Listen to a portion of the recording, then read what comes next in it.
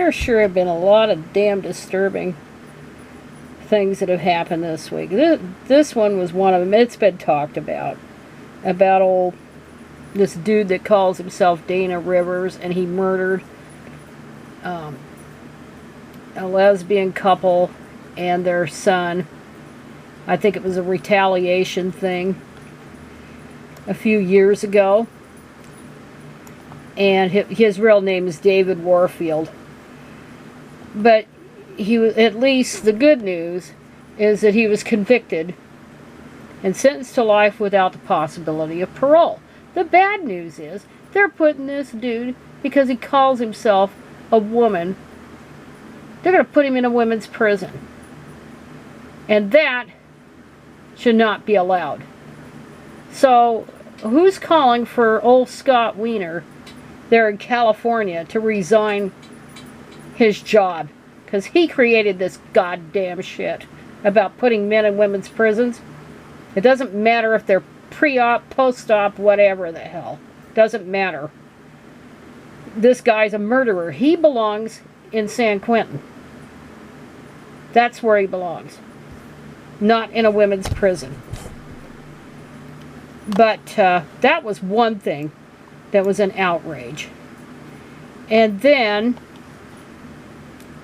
there was this, and Jennifer Valenti found this, and her assistant, about, we have this group now called, and I mentioned a little bit about it, Students for Life, whatever the hell that means.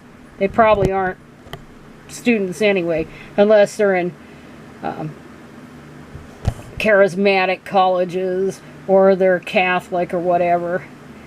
But she was caught peddling this horse shit that if women are raped, that the stress of the rape prevents ovulation. This is bullshit. It's all bullshit. Total bullshit. Okay?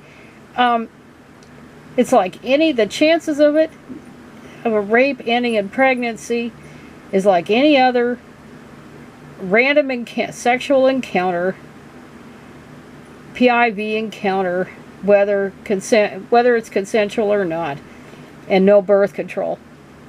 It's the same odds. But of course, these people think women lie about rape, and it's, they're all a bunch of horrors, and we have to punish women for having, single women now, for having sex outside of marriage. And abortion has made it too easy for them to have sex outside of marriage. And it's just, it's all twisted, it's sick, it's perverted. God, it's just disgusting. But that's what they're about. They're about putting shame back on women for daring to reject marriage, for daring to reject motherhood. Because remember, in the patriarchy ideas of, the right wing, women are only good for sex and babies. They have reproductive organs. They have sex organs. They need to be used. But it's men on the left and men on the right that think women aren't quite human. They're just things to be used. And so women that have such self-hate like this don't see themselves as fully human.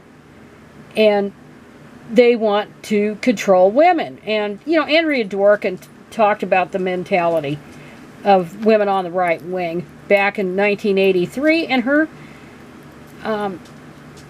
conclusions are still valid today. It's all about women are coerced into marriage, and pregnancy is a weapon to keep men in line and to bind men closer to them, and abortion takes that away, so women feel like they're vulnerable to being thrown out on the streets, to being subjected to sexual assault, because they think that women can't do anything alone.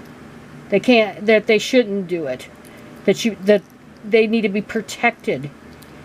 And they need these protectors called men, husbands, in order to be able to survive. So it's a survival tactic. Anyway, so that was a bunch of bullshit there. And then, kind of, not really along these lines, but sort of along these lines, was that outrageous story about that American tourist. He was identified. Of course, the Daily Mail always did it. And the guy's name is Troy Philip Bowling, 30. And this piece of shit raped and then pushed women down a ravine, and one of them was killed. Stinking murderer ought to never get out of prison. Even though it's Germany and they don't have a death penalty. And not that I'm big on the death penalty. But he conned him into having a romantic whatever. And neighbors had described him as quiet and not very friendly. Well, shit, you can't tell by looking at somebody what they're going to do. Okay?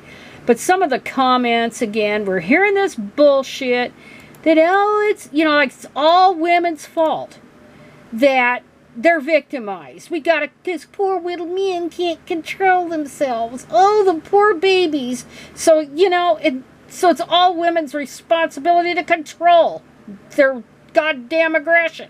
No, it's on the man. Solely on the goddamn killer and rapist. It's not the women's fault they were victimized. And instead of saying, well, the women shouldn't have gone, instead of saying the women should know better than to go with the strange guy to whatever and not to be so gullible, how about telling the damn dude not to rape him, not to hurt him, not to push him down a ravine? Never. They're never responsible. And it's the same fucking attitude like I just mentioned with that Students for Life crap. It's all about that.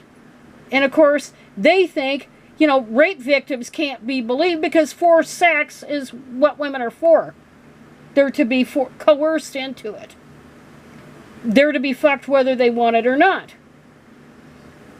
And so, you know, what's the difference if you're forced in marriage or outside of marriage? Hey, it's all your responsibility as a woman to control a man. Anyway, so there was that shit. And then, on an unrelated thing, is those people, and they talked about in that Titanic submersible thing, and they're, you know, I'd be surprised if any of them are alive now. And it doesn't matter whether they're billionaires or even the CEO of this damned outfit, which is probably, for all intents and purposes, that's over. Ocean Gate Expeditions, that they sent that submersible down there to look at the Titanic. You know, it's kind of a vanity thing. For $250,000 each, you could go down there and see it. You know what? First of all, before I go on a rant, the New Republic had an article that this company faced a massive lawsuit over depths it could safely travel to. And that's required reading. And a whistleblower tried to warn them about the safety of the sub, and of course he was let go. How dare he cut into their profits? Well, that company is history now. I mean, it's done, whether those people are found alive or not. And the thing of it is, I'm going to go on this goddamn rant, that Titanic, once Robert Ballard and his crew found the wreckage back in 1985, once they did that, and once they photographed it, and all of that, that should have been the end of it. There should have been an international agreement by whichever countries to have barred any use of private companies going in there and looting the wreckage or sending people down to look at it. That should have been absolutely not allowed. Never. None of those artifacts should have ever been removed from that wreckage. And people that are going around that to me is grave robbery. You know, to go around and do tours of the Titanic and showing all the artifacts that they managed to salvage from it. That's goddamned grave robbing. That should have been left there with the wreck. I cannot believe that was ever allowed. Ballard tried to keep it secret where exactly that wreckage was. To his credit, he tried to. But people found out. People found out where it was. And so now you have these tours and you have all these fortune hunters, these absolute assholes going down there and recovering that stuff. There are things that should be left alone. And that is one of them.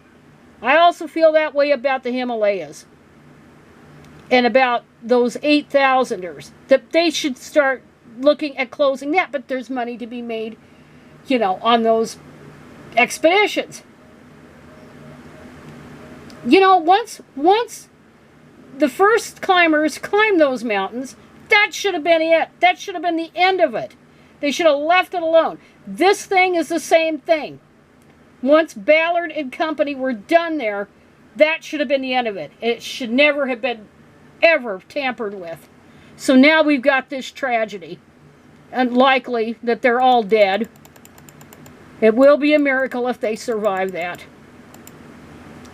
But anyway, that's about it for me for today. I just have to add that I had a wonderful time in the Redwoods. And I'm just still, you know, just savoring that trip. And there'll be more in the future as long as I'm still kicking around. Okay, that's it.